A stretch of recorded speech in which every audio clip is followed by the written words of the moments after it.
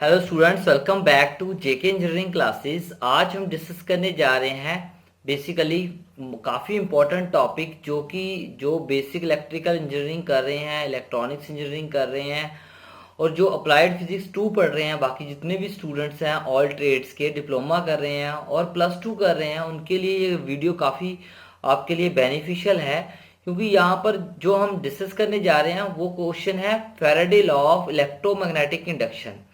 तो Faraday law of electromagnetic induction क्या होती है, इसके बारे में डिस्कस करेंगे, इसको डीपली एक्सप्लेन करेंगे और इसकी क्या एप्लीकेशंस है वो भी देखेंगे, ताकि जो आपका इंटरेस्ट बन सके कि हम इसको क्यों याद कर रहे हैं, क्यों इसका सीख रहे हैं, इसको सीख क्यों रहे हैं इंजीनियरिंग में।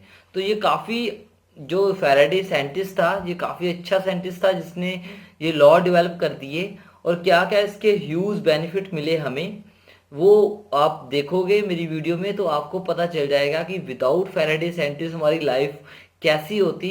तो अब जब इसने डेवलप कर दिए तो हमारी लाइफ अब कैसी होगी।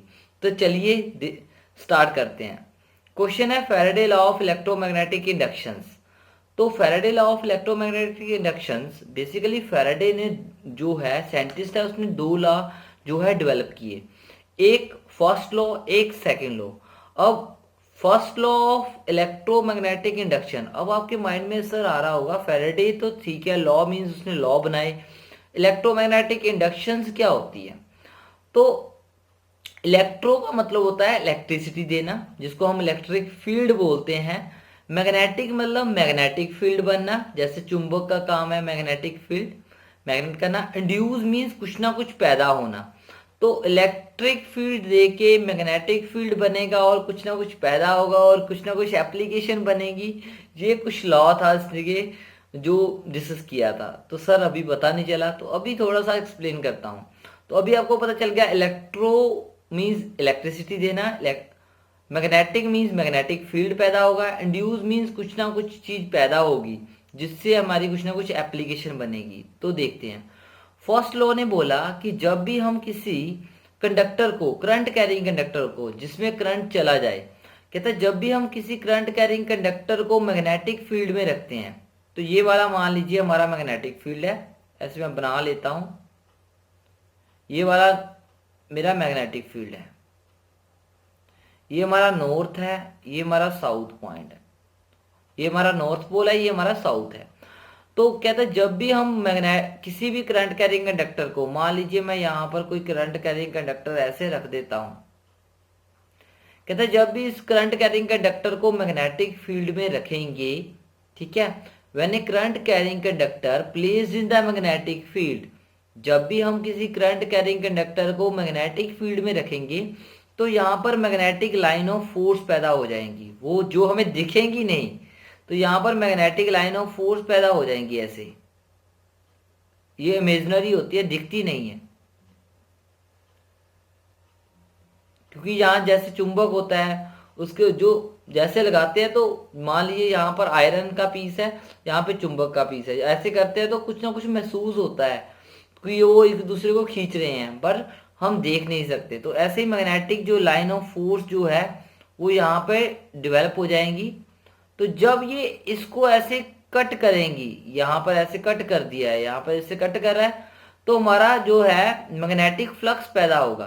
तो जब ये मैग्नेटिक फ्लक्स पैदा होगा तो हमारी जो है, जब ये फ्लक्स कट करेगा तो हमारी एक ईएमएफ बनेगी, जो ईएमएफ इंड्यूस ईएमएफ बनेगी, पैदा होगी कुछ ना कुछ ईएमएफ जो इस कंडक्टर को मूव करवाएगी, जो इस कंडक्टर को क्या कराएगी, एंटी क्लॉकवाइज मूव करवाएगी ऐसे इधर की तरफ।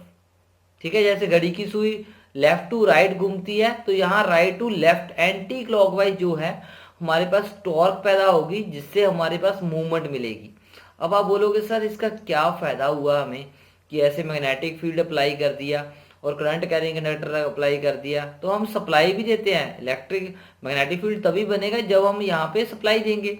तो यहाँ पर हमने, सर इसका बेनिफिट क्या हुआ, कुछ बताइए। तो अभी बताता हूँ। जैसे कि हमारे पास, हमारे घरों में हम क्या यूज करते हैं, मोटर, फैन में भी क्या लगी होती है, मोटर। ठीक है, तो मोटर घूमती है तो हमें क्या मिलती है, हवा मिलती है। तो कितना अच्छा हुआ उसने ये जो लॉ डेवलप कर दिया जिससे हमें मोटर बन गई। इस लॉ से ही हमारी मोटर की इन्वेंशन हुई है। ऐसे ही जनरेटर, इलेक्ट्रिसिटी पैदा करने के लिए क्या यूज किया, जनरेटर, वो भी इसी लॉ के बेस पे है। इसी लॉ ने, फैराडे लॉ ने ही जनरेटर को भी डेवलप किया। इसका मेन जो प्रिंसिपल है, जिस आधारित है, प्रिंसिपल मतलब है जिसका आधार हो, वो प्रिंसिपल नहीं जो हमारे कॉलेज में होता है प्रिंसिपल, वो नहीं, प्रिंसिपल PLE वाला। तो प्रिंसिपल तो एक PAL होता है, वो प्रिंसिपल हमारे प्रिंसिपल होते हैं कॉलेज में। PLE वाला वो प्रिंसिपल मीन्स जिसका आधारित, किस आधार पे है। तो मोटर, जनरेटर और ट्रांसफार्मर, ये 3 चीजें आपने याद रखनी है, ठीक है, आगे भी आएंगी। और जब भी इसके बारे में पूछा जाएगा तो आपने एक ही प्रिंसिपल के बारे में लिखना है, ठीक है। ये वाला प्रिंसिपल, इसकी स्पेलिंग भी लिख देता हूं, ये वाला, इस सभी का प्रिंसिपल जो है, मोटर, जनरेटर और ट्रांसफार्मर, इस सभी का प्रिंसिपल जो है वो ये वाला है। अगर PAL वाला लिख दोगे वो गलत हो जाएगा, स्टूडेंट ये भी लिख के आते हैं, ये गलत है, ये वाला ठीक है। इसको बोलते हैं आधारित, किस आधार है, उसका बेस क्या है। तो ये वाला अब पता चल गया, थोड़ा सा इंटरेस्ट बना। अब सर इसकी डेफिनेशन जो आपने हिंदी में बोला उसको डेफिनेशन में कैसे लिखेंगे, ये भी प्रॉब्लम आती है आपको। तो देखिए मैंने क्या बोला कि जब भी हम एक करंट कैरिंग कंडक्टर को, ये हमारा क्या है, current carrying conductor, current carrying conductor जो करंट को कैरी कर सकता है, तो यहां पर क्या लिखेंगे, व्हेन मीन्स जब, when a current carrying conductor, जब हम करंट कैरिंग कंडक्टर को प्लेस्ड, प्लेस्ड मतलब रखना, प्लेस करेंगे, when a current carrying conductor placed in the magnetic field, when a current carrying conductor placed in the magnetic field, ठीक है। तो हमारा क्या बनेगा, इलेक्ट्रोमैग्नेटिक लाइंस आर प्रोड्यूस, ठीक है। When a current carrying conductor placed in the magnetic field, ठीक है, electromagnetic lines electromagnetic lines are produce, पैदा हो जाएंगी। व्हेन दीज लाइंस, जब ये लाइनें ज्यादा है तो these lines cut the, when these lines, तो जब ये लाइन जो कट करेंगी कंडक्टर को तो हमारा फ्लक्स पैदा होगा। When these lines cut the, cut भी बोल सकते हैं और इसका लिंक भी बोल सकते हैं, व्हेन दीज लाइन लिंक और कट द कंडक्टर, कंडक्टर को क्या करेंगी, कट करेंगी, लिंक करेंगी, ठीक है, देन क्या पैदा होगा, मैग्नेटिक फ्लक्स हमारा पैदा हो जाएगा, मैग्नेटिक फ्लक्स आर प्रोड्यूस, ठीक है। यही बोला था मैंने, जब ये वाला फ्लक्स हमारा कट करेगा, चेंज होगा, तो हमारी क्या बनेगी, EMF। When these flux, when magnetic flux, these flux भी लिख सकते हो, ऐसे भी लिख सकते हो, व्हेन मैग्नेटिक फ्लक्स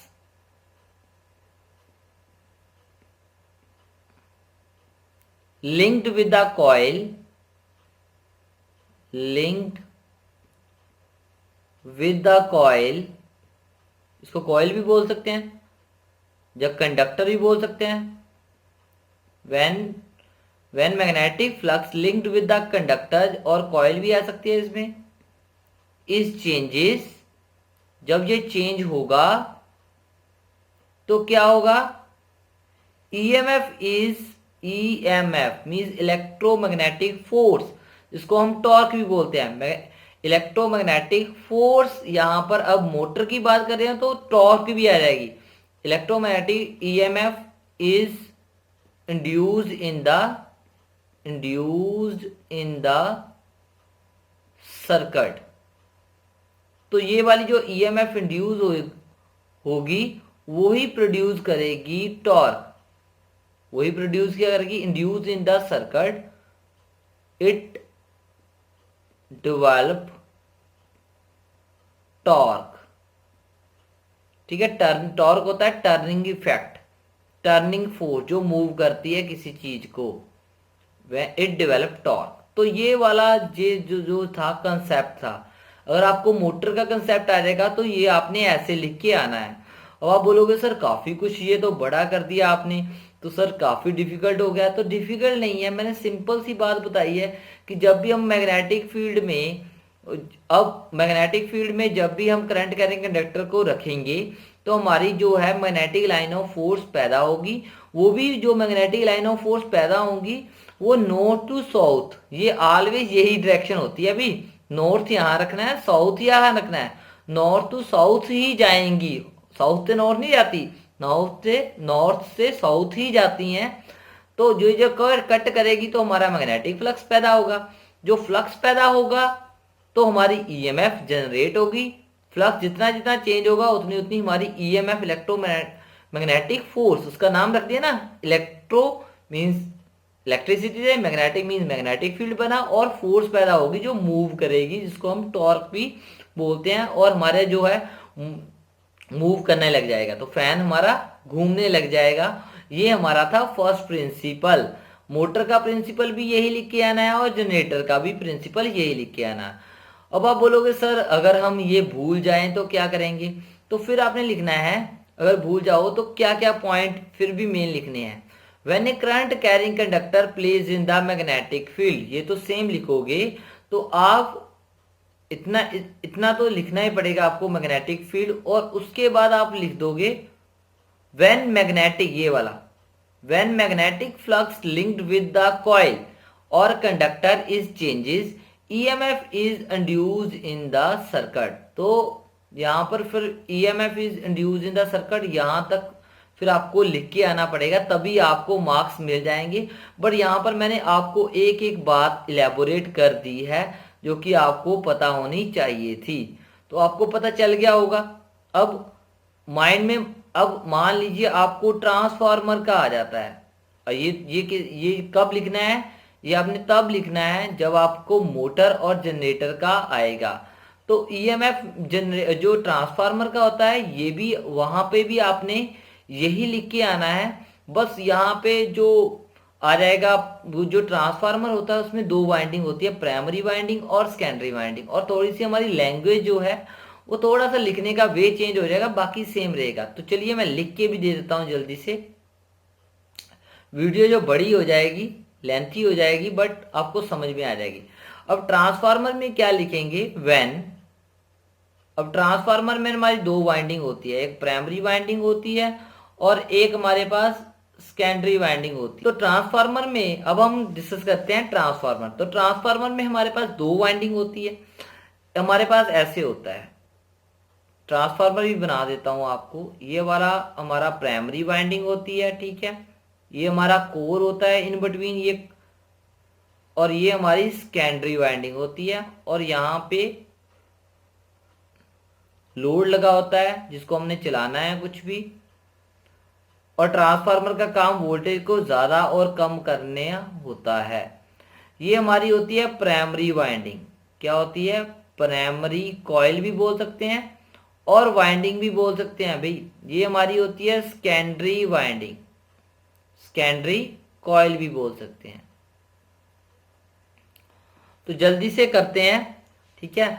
तो यहां पे आएगा व्हेन, ये जब हम जिससे हम एसी सप्लाई कनेक्ट करते हैं वो हमारी होती है प्राइमरी वाइंडिंग, जिससे हम लोड कनेक्ट करते हैं वो हमारी होती है सेकेंडरी वाइंडिंग। ऐसे भी आप याद रखना है। तो व्हेन एसी सप्लाई, जब हम एसी सप्लाई इज गिवन देंगे, इज गिवन टू द, किसको देंगे, given to the primary winding, जब हम प्राइमरी वाइंडिंग को, ये हमारी प्राइमरी वाइंडिंग देंगे, when AC supply is given to the, AC supply क्या होती है हमारी V1, V1 हम देंगे, किसको देंगे, प्राइमरी वाइंडिंग को, when AC supply is given to the primary winding, primary winding को देंगे तो क्या होगा, the flux, the magnetic flux, the flux linked with the coil, linked with the produce, क्या प्रोड्यूस कर देगा, ये हम प्रोड्यूस कर देगा self induced EMF, self induced EMF. तो ये हमारा जो है वो ईएमएफ को पैदा कर देगा। ईएमएफ क्या सेल्फ क्यों लिख दी, क्योंकि यहां पर हमारे यहाँ पे एक इस कॉइल ने पैदा की और यहाँ पे कॉइल चेंज हो जाएगी तो म्यूचुअली इंड्यूस ईएमएफ बन जाएगी। इस सेकेंडरी कॉइल के थ्रू अगर फ्लक्स चेंज होगा तो म्यूचुअली इंड्यूस ईएमएफ बन जाएगी, तो वो आपने लिख आना है। तो इतना आपको पता चल गया होगा और मैं आपको ट्रांसफार्मर की वीडियो में इसका प्रिंसिपल भी बता दूंगा। और यहाँ पर आपको ट्रांसफार्मर का जो इलेक्ट्रिकल थर्ड सेमेस्टर में मशीन कर रहे हैं वहाँ पे ट्रांसफार्मर का आपने यही लिख के आना है, ठीक है। तो यहाँ पर आपको पता चल गया, when AC supply is given to the primary winding of the flux linked with the primary coil and the produce induce EMF, when flux linked with the secondary coil they produce mutually induce EMF. तो वो mutually induce EMF पैदा करेगा, वो भी मैं आपको video बना दूंगा। अब हमारे माइंड में आता है second law, second law Faraday second law. अब सेकंड लॉ क्या कहता है, सेकंड लॉ ये बोलता है कि भाई जो आपने ईएमएफ की वो किस पे डिपेंड करती है, ठीक है। अभी पता चल रहा है जितना फ्लक्स बनेगा उतनी ईएमएफ बनेगी। तो इसने फैराडे लॉ ने बताया, अकॉर्डिंग टू दिस लॉ, या उसने बताया rate of change of flux, कि जितना हम फ्लक्स को चेंज करेंगे उतनी ईएमएफ बनेगी। उसने बोला the rate of change of flux, the rate of change of flux is directly proportional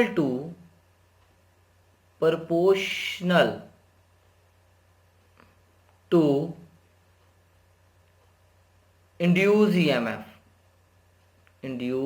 EMF, उतनी ही हमारी EMF इंड्यूस होगी।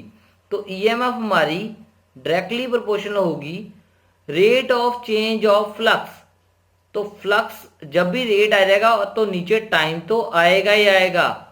चेंज हो रहा है, क्या हो रहा है, फ्लक्स का आएगा फाई, और चेंज का होता है D over d T, derivative जहां पे करते हैं तो डेरिवेटिव का यहाँ पे फायदा होता है d by d t, d phi over d t, ठीक है। कितना चेंज होना वो डेरिवेटिव बताएगा।